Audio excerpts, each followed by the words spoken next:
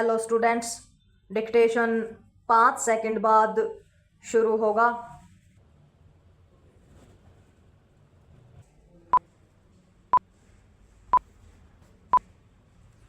Start.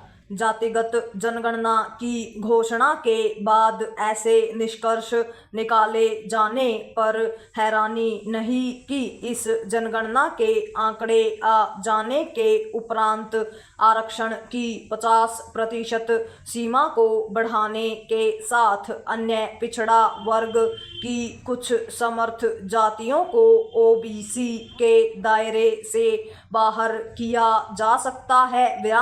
भविष्य में जो भी हो इसकी अनदेखी नहीं की जानी चाहिए कि आरक्षण की 50% सीमा को तोड़ने की मांग पहले से ही हो रही है। इसी तरह यह भी एक सच्चाई है कि ओबीसी की आर्थिक, सामाजिक एवं शैक्षणिक रूप से सक्षम कुछ जातियों ने आरक्षण का अधिक लाभ अर्जित किया है। इसके अतिरिक्त उन्होंने पिछले लगभग 4 दशकों में आर्थिक प्रगति से हुए बदलावों का लाभ उठाकर स्वयं को उन्नत किया है। पिछड़े वर्ग की कुछ सक्षम जातियां आरक्षण का अधिकतम लाभ उठाने में इसलिए समर्थ रहीं क्योंकि वर्तमान आरक्षण नीति इस पर केंद्रित नहीं है कि सर्वाधिक लाभ वास्तविक रूप से सबसे पिछड़ी जातियों को मिले। इसके अतिरिक्त इस तथ्य को भी ओझल नहीं किया जा सकता कि सामाजिक न्याय की बात करने वाले कुछ अक्षेत्रीय दलों के नेता जब सत्ता में आए तो उन्होंने समस्त पिछड़े वर्ग के स्थान पर जाति विशेष के लोगों के उत्थान पर अधिक ध्यान दिया। पैरा स्पष्ट है कि जातिगत जनगणना कराए जाने के साथ ही आरक्षण नीति की विसंगतियों को दूर करने की भी आवश्यकता है। SC, ST, OBC एवं आर्थिक रूप से पिछड़े वर्ग के आरक्षण के जरिए यह सुनिश्चित किया जाना आवश्यक ही नहीं बल्कि अनिवार्य है कि उसका लाभ पात्र लोगों को ही मिले। ऐसा करके ही सामाजिक न्याय के उद्देश्य को प्राप्त किया जा सकता है।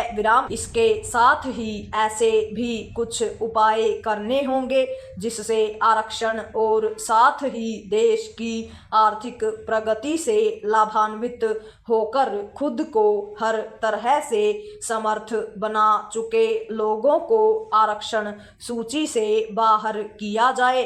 जातिगत जनगणना के वास्तविक आंकड़े मिल जाने पर ऐसा करना कहीं अधिक आसान होगा, लेकिन तभी जब आरक्षण को वोट बैंक की राजनीति का हथियार बनाने से बचा जाएगा। आरक्षण नीति में विसंगतियां इसलिए हैं क्योंकि अन्य पिछड़ा वर्ग में शामिल जातियों के सामाजिक, आर्थिक एवं शैक्षणिक रूप से पिछड़े होने का कोई ठोस आंकड़ा नहीं है। क्या यह विचित्र नहीं कि उन आंकड़ों से काम चलाया जा रहा है जो 1931 अर्थात अविभाजित भारत की जातिगत जनगणना से मिले थे।